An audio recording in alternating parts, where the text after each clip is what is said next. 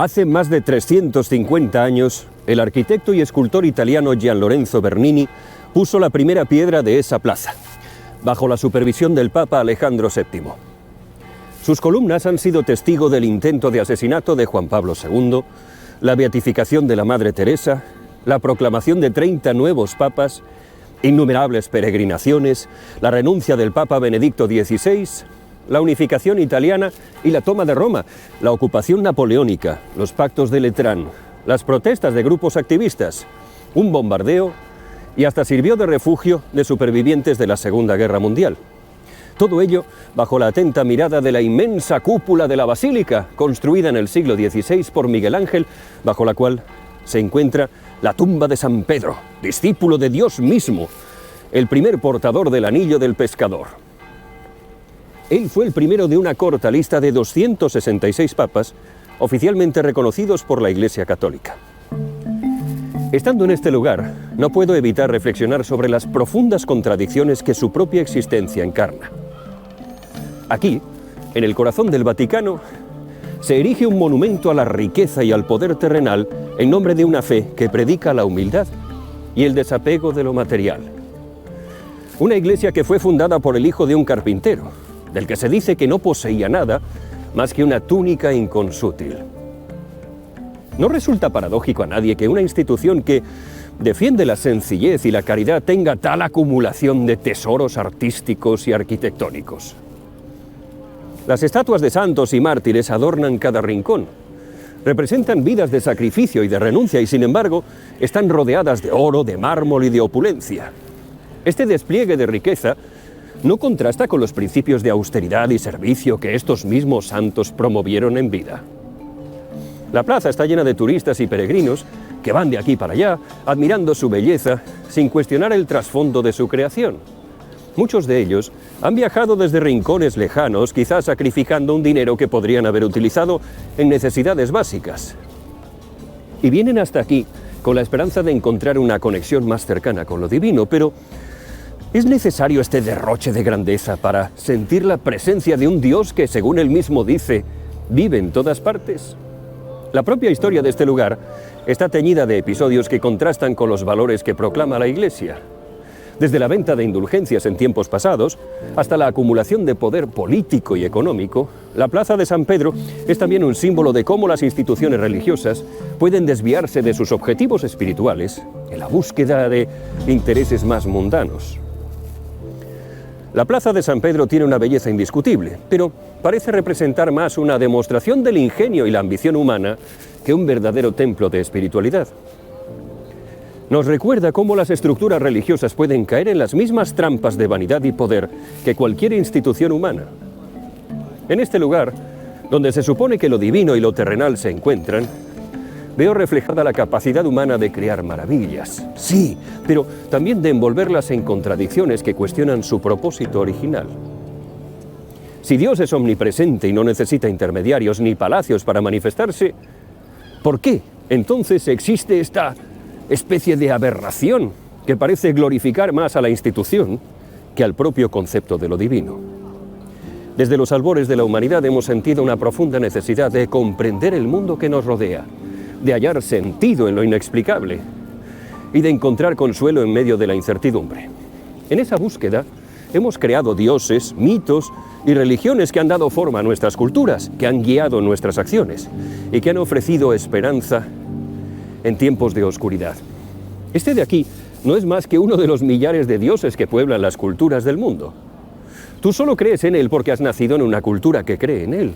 Si hubieras nacido en Nepal, creerías en Buda. Si hubieras nacido en Jerusalén, creerías en Yahvé. Y tendrías exactamente las mismas pruebas para creer en él que las que tienes para creer en el Dios de los cristianos. Si hubieras nacido hace 1000 años en el Yucatán, habrías creído en Kukulcán. Y si hubieras nacido ayer en Benarés, creerías en Shiva. Mi ateísmo solo significa que creo en el Dios cristiano igual que tú crees en Shiva. O lo que es lo mismo, solo diferimos en la creencia de uno de los miles de dioses que los hombres idearon. La figura de un Dios supremo ha sido para innumerables generaciones el pilar sobre el cual se ha construido la moralidad y el propósito de vida. La Iglesia Católica durante siglos ha sido el puente entre lo divino y lo humano, ofreciendo respuestas y refugio espiritual a millones de almas. Sin embargo, a medida que avanzamos en conocimiento y comprensión, nos encontramos en un punto de inflexión, porque la ciencia ha iluminado muchos de los misterios que antes atribuíamos al ámbito de lo divino. La filosofía nos ha enseñado a cuestionar, a pensar críticamente y a buscar verdades más allá de las tradiciones establecidas. La psicología ha desentrañado aspectos profundos de nuestra mente y nuestro comportamiento, revelando que muchas de nuestras necesidades y temores tienen raíces humanas y no celestiales. ¿Es posible que hayamos sobrepasado esa necesidad? ¿Que podamos encontrar sentido y moralidad sin tener que recurrir a lo sobrenatural? Hoy quiero dirigirme a ti, Dios, como si estuvieras aquí presente. Sé que no existes, pero si existieras, si realmente fueras ese ser omnipotente y omnisciente que muchos creen, tengo unas cuantas preguntas para ti. ¿Por qué, si eres un Dios de amor y de misericordia, existe tanto sufrimiento en el mundo? ¿Por qué permites que inocentes padezcan hambre, enfermedades y guerras? Si tienes el poder de cambiar las cosas, ¿por qué eliges el silencio? ¿Por qué nos abandonas a nuestro propio albedrío en esta roca en mitad de ninguna parte? ¿Por qué las pruebas de tu existencia no son claras? Si deseas que creamos en ti, ¿por qué no te revelas de una manera innegable, eliminando toda duda y confusión? Y a la Iglesia Católica, institución que dice representarte en la tierra, le pregunto, ¿por qué tantas veces tus acciones han estado en desacuerdo con los principios de amor y compasión que predicas? ¿Por qué ha habido tantos momentos en la historia en que el poder y la influencia han parecido ser más importantes que las personas, que la humildad, que el servicio?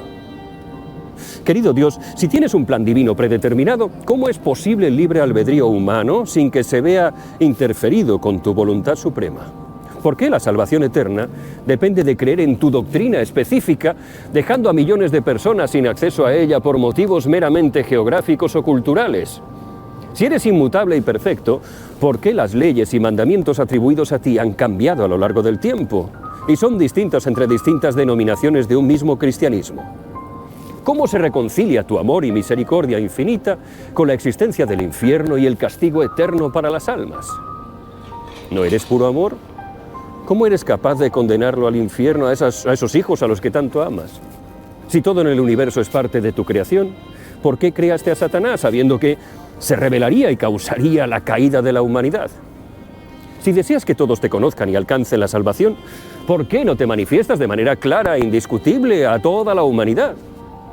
¿Por qué las oraciones sinceras no siempre son respondidas, incluso cuando se trata de peticiones muy humildes y muy claras para aliviar el sufrimiento de otros? Si eres omnisciente y conoces el futuro, y ya sabes lo que voy a hacer, ¿cuál es el propósito de las pruebas y las tribulaciones que me pones en el camino? Si el objetivo es que te amemos y obedezcamos libremente, ¿por qué amenazar con castigos eternos en caso de desobediencia? ¿Cómo se explica que personas buenas y justas sufran males mientras que aquellos que obran mal a veces prosperen? Si nos creaste a tu imagen y semejanza, ¿por qué existen tantas imperfecciones y anida el mal en la naturaleza humana? Si Jesús es Dios encarnado, ¿cómo puede Dios experimentar la muerte y el sufrimiento humano? ¿Cómo se concibe la idea de que el sacrificio de Jesús fue necesario para el perdón de los pecados con tu omnipotencia, dado que tú puedes perdonar sin necesidad de dicho sacrificio? Si la fe es un don tuyo, ¿por qué culpar a quienes no creemos o no la recibimos? Dios, si estás escuchando, ¿qué propósito tiene el permitir que la humanidad se divida y enfrente en tu nombre? ¿Por qué las religiones, que deberían unirnos en la búsqueda de lo trascendental, tantas veces nos separan y generan conflictos? Tal vez mi ateísmo y todas las preguntas que te planteo no sean más que una forma de decir que si hay algo más allá de lo que conocemos, estoy dispuesto a entenderlo. Pero, querido Dios, si es verdad que me amas y quieres que me salve, voy a necesitar algo más que la fe ciega para conseguirlo.